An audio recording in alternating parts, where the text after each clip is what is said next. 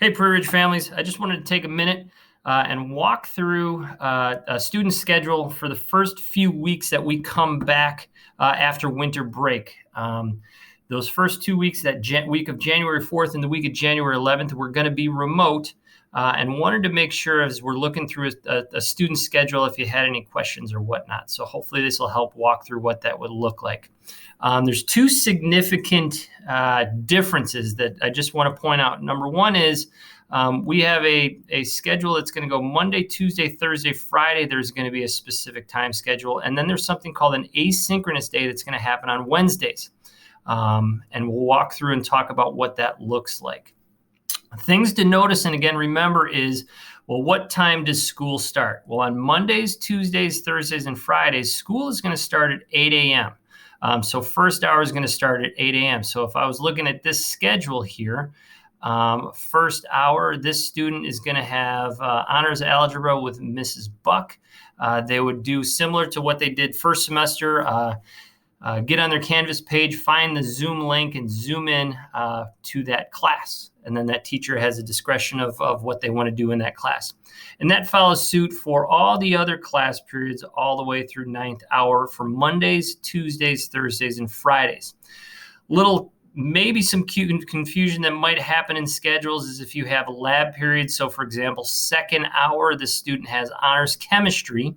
But then I look at it, third hour on Mondays, the student has commons. So again, second hour, they would be in chemistry class from 8:45 to 9:25, zooming in.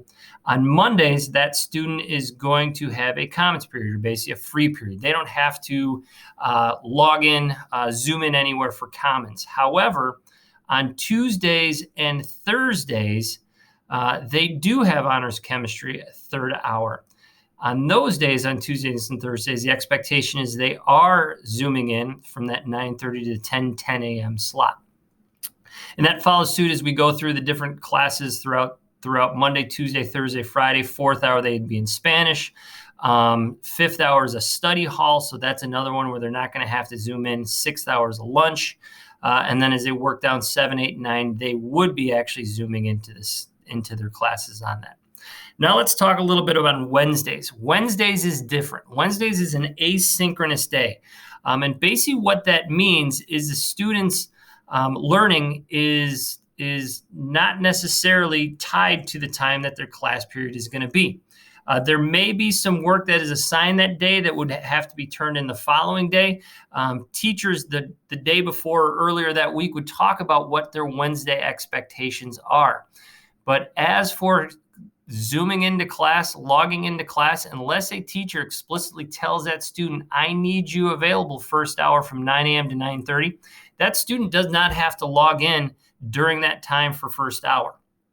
If there's work assigned for algebra that day, this student has the capabilities of doing that later in the afternoon if they want. What you're looking at then, why is there a schedule here? What is this time for? This would be for that specific student if they wanted to work with that teacher during that time slot, or if that teacher said, hey, I need you to come in for that extra time on there. So on Wednesdays, when we come back, the week of January 4th and the week of January 11th, those Wednesdays are, again, asynchronous, meaning that student may not have to zoom in during that period. The teacher will let them know if they need to be there for that time during that day. But then again, Mondays, Tuesdays, Thursdays, and Fridays, the expectation is similar to what we did when we were in remote learning in first semester, is that student is responsible for zooming in and being fully attentive and active during those time frames.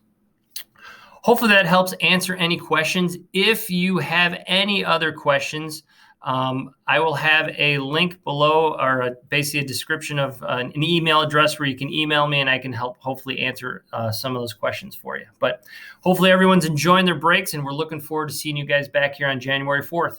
Thanks.